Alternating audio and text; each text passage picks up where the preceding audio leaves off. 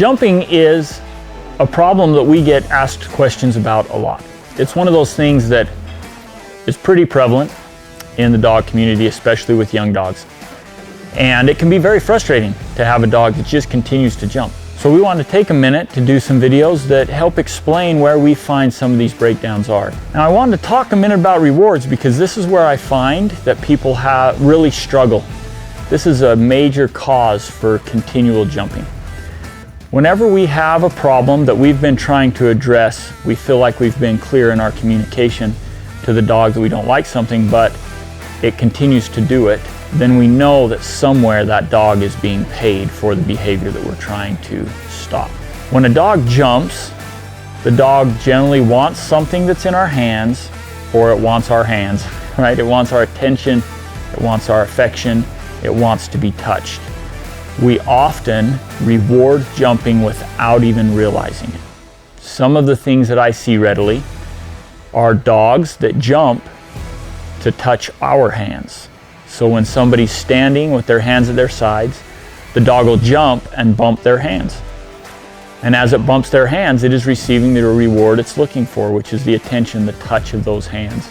Another very, very common one is a dog runs up to jump on us and we put our hands out to block the dog from jumping.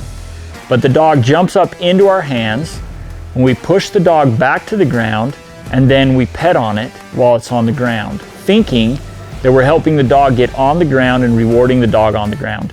However, in the dog's mind, that reward was initiated when they were up on you. So when the dog jumps on us and then we press it back to the ground and then reward it on the ground, we are in fact initiating that reward when the dog is on us and we are creating the jumping problem, or at least making it worse. So we need to be careful to make sure we're not inadvertently rewarding the dog for the behaviors that we're trying to stop.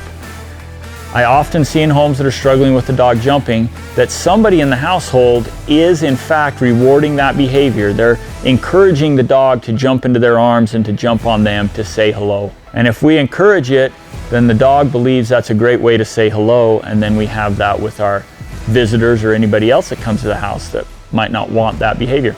So again, we need to make sure that we're not rewarding the behavior when we actually want the behavior to end.